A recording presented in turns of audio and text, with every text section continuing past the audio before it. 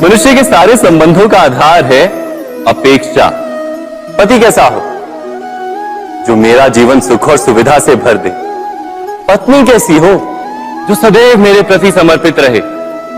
संतान कैसी हो जो मेरी सेवा करे, मेरा आदेश माने।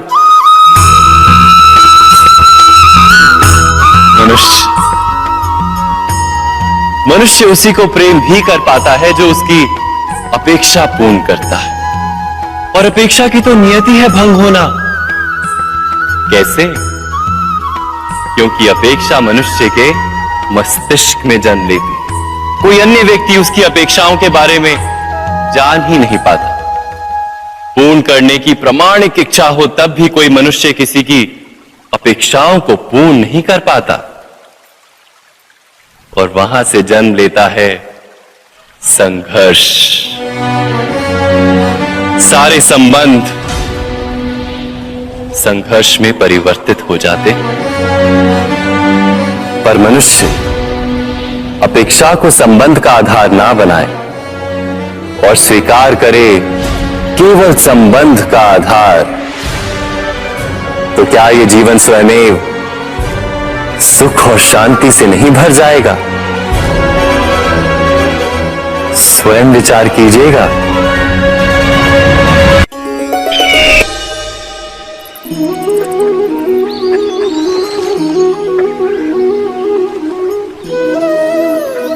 समय के आरंभ से ही मनुष्य को एक प्रश्न सदा पीड़ा देता है कि वो अपने संबंधों में अधिकतम सुख और कम से कम दुख किस प्रकार प्राप्त कर सकता है। क्या आपके सारे संबंधों ने आपको संपूर्ण संतोष दिया है? विचार कीजिए। हमारा जीवन संबंधों पर आधारित है। हमारी सुरक्षा संबंधों पर आधारित है। इसी कारण हमारे जीवन के सारे सुखों का आधार भी संबंध है। किंतु फिर भी हमें संबंधों में ही अधिकतर दुख क्यों प्राप्त होते हैं? सदा ही संघर्ष भी संबंधों से ही उत्पन्न क्यों हो जाते हैं? कभी विचार किया है? जब कोई व्यक्ति किसी अन्य व्यक्ति के विचार अथवा कार्य को स्वीकार नहीं करता, उसमें परिवर्तन करने का प्रयत्न करता है, तो संघर्ष जन्म लेता है। अर्थात जितना अधिक अस्वीकार उतना ही अधिक संघर्ष, और जितना अधिक स्वीकार उतना ही अधिक सुख। क्या ये वास्तविकता नहीं? यदि मनुष्य स्वयं अपनी अपेक्षाओं पर अंकुश रखे, अपने विचारों को परखे, किसी अन्य व्यक्ति में परिवर्तन करने का प्रयत्न ना कर स्वयं अपने भीतर परिवर्तन करने का प्रयास करे, तो क्या संबंधों में संतोष प्राप्त करना इतना कठिन? अर्थात क्या स्वीकार ही संबंध का वास्तविक अर्थ नहीं? स्वयं विचार कीजिए।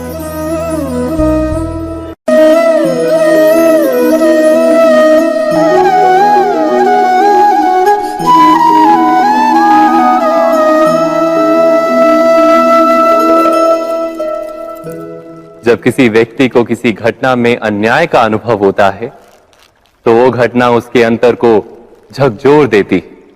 समस्त जगत उसे अपना शत्रु प्रतीत होता है।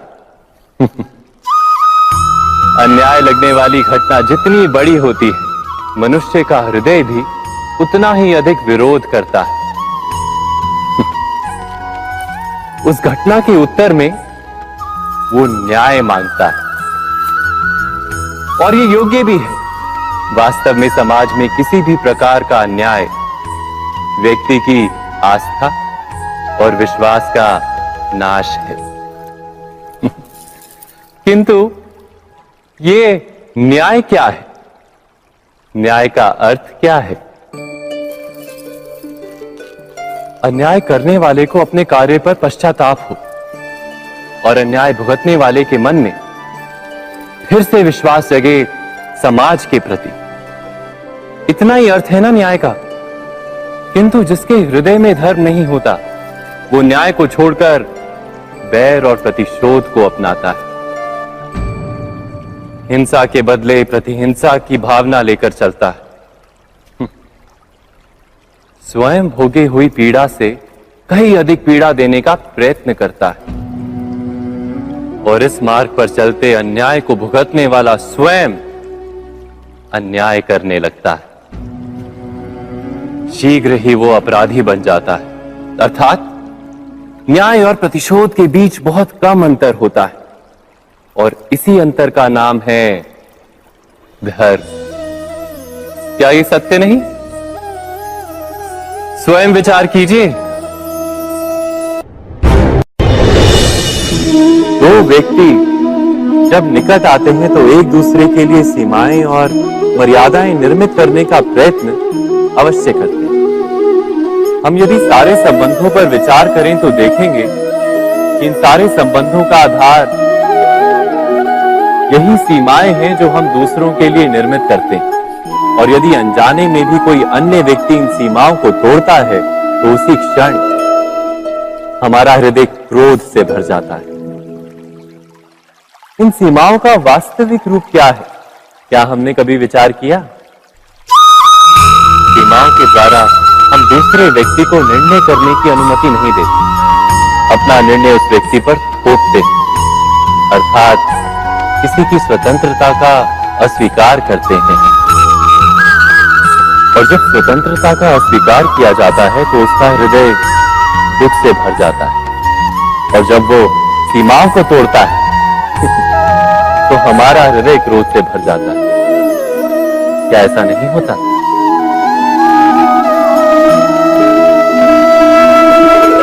पर यदि एक दूसरे की स्वतंत्रता का सम्मान किया जाए तो किसी मर्यादाओं या सीमाओं की आवश्यकता ही नहीं होती। अर्थात जिस प्रकार स्वीकार किसी संबंध का देह है, क्या वैसे ही स्वतंत्रता किसी संबंध की आत्मा नहीं? स्वयं विचार कीजिए।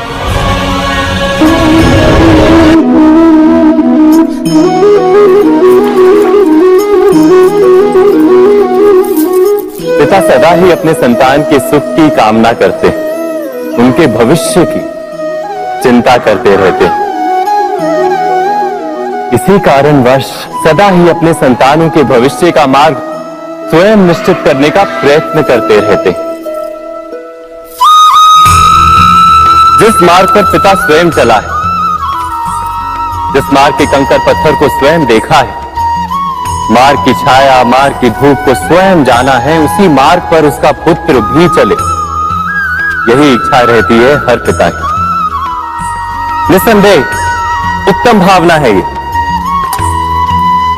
किंतु 3 प्रश्नों के ऊपर विचार करना हम भूल ही जाते हैं। कौन से प्रश्न? प्रथम प्रश्न, क्या समय के साथ प्रत्येक मार्ग बदल नहीं जाते? क्या समय सदा ही नई चुनौतियों को लेकर नहीं आता? तो फिर बीते हुए समय के अनुभव नई पीढ़ी को किस प्रकार लाभ दे सकते हैं? दूसरा प्रश्न, क्या प्रत्येक संतान अपने माता पिता की छवि होता है? हाँ, संतानों को संस्कार तो अवश्य माता पिता देते हैं, किंतु भीतर की क्षमता तो ईश्वर देते हैं। तो जिस मार्ग पर पिता को सफलता मिली है, विश्वास है कि उसी मार्ग पर उसकी संतानों को भी सफलता और सुख प्राप्त होगा। तीसरा प्रश्न, क्या जीवन के संघर्ष और चुनौतियां लाभकारी नहीं होती? क्या प्रत्येक नया प्रश्न एक नए उत्तर का द्वार नहीं खोलता? तो फिर संतानों को नए नए प्रश्नों, संघर्षों और चुनौतियों से दूर रखना, ये उनके लिए लाभ करना कहलाएगा या हानि पहुंचाना? अर्थात जिस प्रकार संतान के भविष्य का निर्माण करने के बदले उसके चरित्र का निर्माण करना श्रेष्ठ है, वैसे संतानों के जीवन का मार्ग निश्चित करने के बदले उन्हें नए संघर्षों के साथ जूझने के लिए मनोबल व ज्ञान देना अधिक लाभदायक नहीं होगा? स्वयं विचार कीजिए। सबके जीवन में ऐसा प्रसंग अवश्य आता है कि सत्य कहने का निश्चय होता है हृदय में, किंतु मुख से सत्य निकल नहीं पाता। कोई भय मन को घेर लेता है। किसी घटना अथवा प्रसंग के बारे में बात करना या फिर स्वयं से कोई भूल हो जाए उसके बारे में कुछ बोलना, क्या ये सत्य है? नहीं, ये तो केवल तथ्य है। अर्थात जैसा हुआ था वैसा केवल बोल देना सामान्य सी बात है। किंतु कभी कभी उस तथ्य को बोलते हुए भी भय लगता है। कदाचित किसी दूसरे की भावनाओं का विचार आता है मन, दूसरे को दुख होगा ये भय भी शब्दों को रोकता है। तो ये सत्य क्या है? क्या हमने कभी विचार किया है? जब भय रहते हुए भी कोई तथ्य बोलता है तो वो सत्य कहलाता है। वास्तव में सत्य कुछ और नहीं, केवल निर्भयता का दूसरा नाम है। और निर्भय होने का कोई समय नहीं होता, क्योंकि निर्भयता आत्मा का स्वभाव है। अर्थात क्या प्रत्येक क्षण सत्य बोलने का क्षण नहीं होता?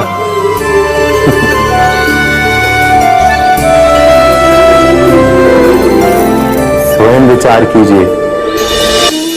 जब भी किसी की आशा और इच्छा भंग होती है तो उसका हृदय क्रोध से भर जाता है। जिस व्यक्ति को वो अपना अपराधी समझता है उसे दंड देने का प्रयत्न करता है। पर क्या हमारी इच्छा या आशा का भंग होना क्या सदा ही किसी का अपराध होता है? इच्छाओं के अपूर्ण रहने के तो कई कारण हो सकते हैं। कुछ तो संजोग के कारण अधूरी रह जाती हैं और कुछ नियति के कारण। और कभी कभी इच्छाओं का स्वरूप ही ऐसा होता है कि वो पूर्ण नहीं हो पाती। बिना परिस्थिति पर विचार किए किसी को अपराधी मान लेना न्याय नहीं, प्रतिशोध है।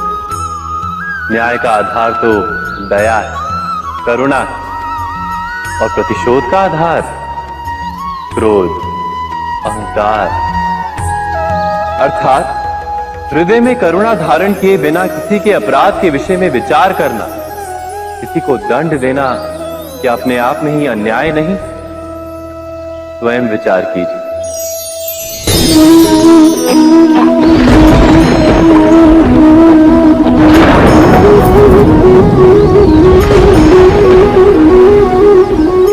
सपनों और पूर्वाभासों के आधार पर हम भविष्य के सुख दुख की कल्पना करते हैं। भविष्य के दुख का कारण दूर करने के लिए हम आज योजना बनाते हैं। किंतु कल के संकट को आज निर्मूल करने से हमें लाभ मिलता है या हानि पहुंचती है? ये प्रश्न हम कभी नहीं करते। सत्य तो ये है कि संकट और उसका निवारण साथ जनते हैं, व्यक्ति के लिए भी और सृष्टि के लिए भी। नहीं, आप अपने भूतकाल का स्मरण कीजिए, इतिहास को देखिए। आप तुरंत ही ये जान पाएंगे कि जब जब संकट आता है तब तब उसका निवारण करने वाली शक्ति भी जन्म लेती है। यही तो जगत का चलन है। वस्तुतः संकट ही शक्ति के जन्म का कारण है। प्रत्येक व्यक्ति जब संकट से निकलता है तो एक पद आगे बढ़ा होता है, अधिक चमकता है, आत्मविश्वास से अधिक भरा होता है, न केवल अपने लिए अपितु विश्व के लिए भी। क्या ये सत्य नहीं? वास्तव में संकट का जन्म है एक अवसर का जन्म, अपने आप को बदलने का, अपने विचारों को ऊंचाई पर करने का अवसर, अपनी आत्मा को बलवान और ज्ञान मंडित बनाने का अवसर। जो ये कर पाता है उसे कोई संकट नहीं होता, किंतु जो ये नहीं कर पाता वो तो स्वयं एक संकट है विश्व के लिए। विचार कीजिए।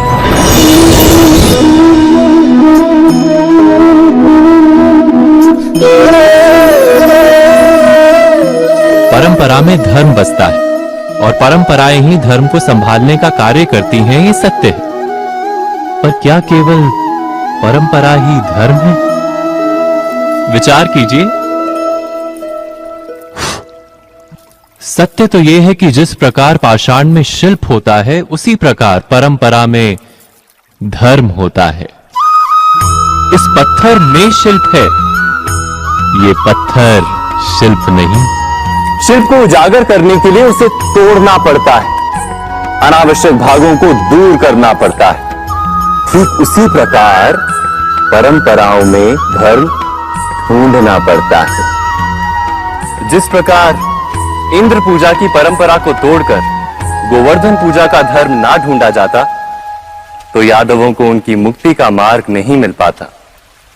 अर्थात परंपरा को पूर्णता छोड़ देने वाला धर्म से वंचित रह जाता है, और परंपरा का अंध अनुकरण करने वाला भी धर्म को प्राप्त नहीं कर पाता। कहते हैं हंस के पास नीर क्षीर विवेक होता है। दूध में मिले पानी को छोड़कर केवल दूध ही ग्रहण करता है। तो क्या सच्चा धर्म प्राप्त करने के लिए हृदय में ज्ञान से जन्मा विवेक आवश्यक है? और ऐसे विवेक के बिना जिसे धर्म मान भी लिया जाए, जो वास्तव में धर्म ना भी हो, ऐसा भी तो हो सकता है। स्वयं विचार कीजिएगा।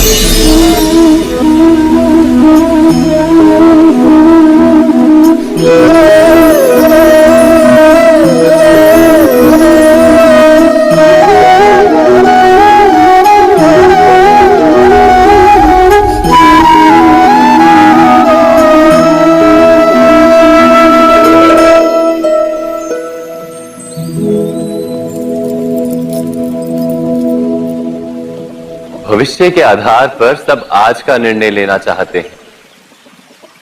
भविष्य में सुख मिले, भविष्य सुरक्षित हो, ऐसे निर्णय आज लेने का प्रयत्न रहता है सबका। आप अपने जीवन को देखिए। क्या आपके अधिकतर निर्णय के पीछे भविष्य का विचार नहीं होता? और हो भी क्यों ना।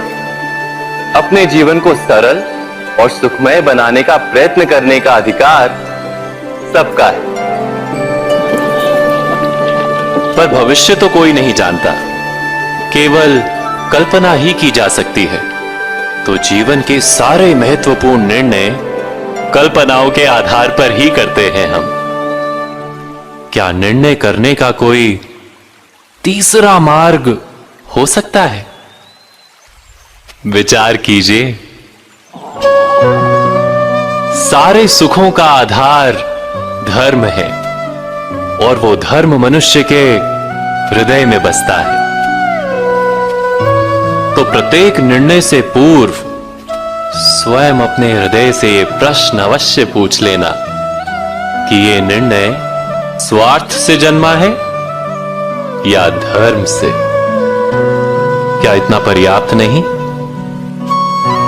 भविष्य के बदले धर्म का विचार करने से क्या भविष्य अधिक सुखपूर्ण नहीं होगा? स्वयं विचार कीजिए। व्यक्ति को जब उसके अपराध का दंड मिलता है, तब कभी कभी उस न्याय को देखकर मन कचोटता है। प्रश्न उठता है हृदय में कि जब वो अपराध हुआ था, तब व्यक्ति भिन्न था। उसके पश्चात उसने इतने पश्चाताप किए, स्वयं में इतना परिवर्तन किया, फिर उसे दंड क्यों मिले? पर जहां आघात होता है, वहां प्रत्याघात भी होता है। जैसा कर्म वैसा फल। यदि किसी को प्रेम दोगे तो सुख प्राप्त होगा, यदि किसी की हत्या करोगे तो मृत्यु दंड मिलेगा। जैसा कार्य वैसा ही न्याय। तो फिर प्रायश्चित और पश्चाताप का कोई मूल्य नहीं है? अवश्य है मूल्य। प्रायश्चित और पश्चाताप मनुष्य की आत्मा को बलवान करता है। आने वाले दंड को स्वीकार करने के लिए मनुष्य को तैयार करता है। अर्थात बिना प्रायश्चित के दंड स्वीकार करने का कोई मूल्य है? स्वयं विचार कीजिए।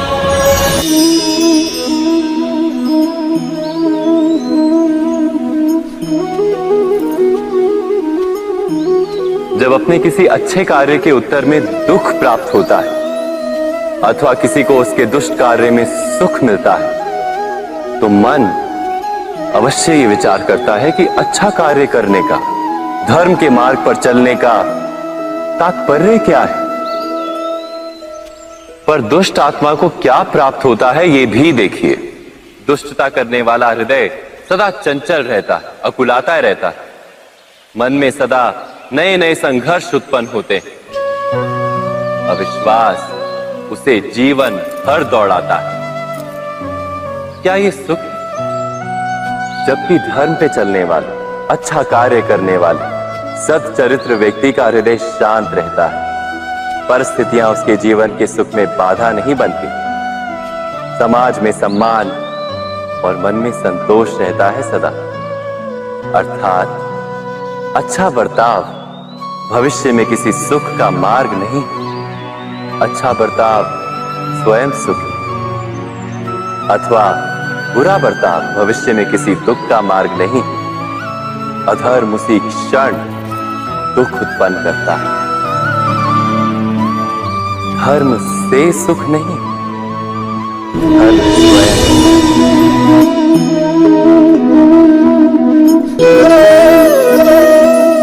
सत्ता की लालसा सबके हृदय को घेरे रहती है। प्रत्येक व्यक्ति अपना एक राष्ट्र निर्मित करने का प्रयत्न अवश्य करता है।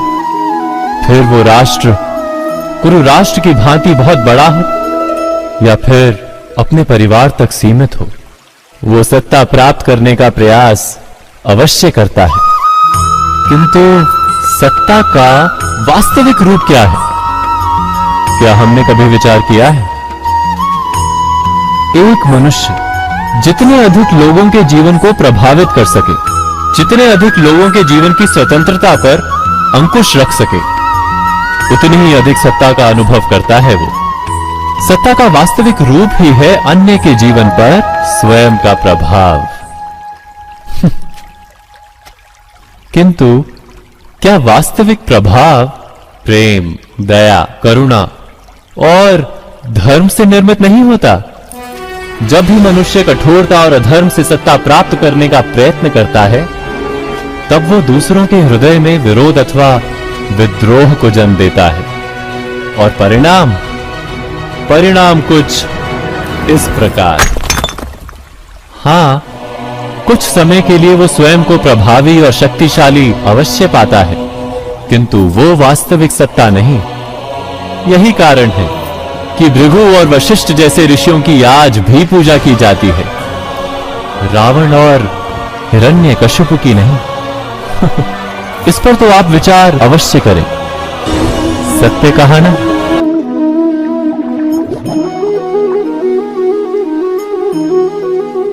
इस संसार में आने वाला प्रत्येक बालक संपूर्णतः संस्कार रहित होता है।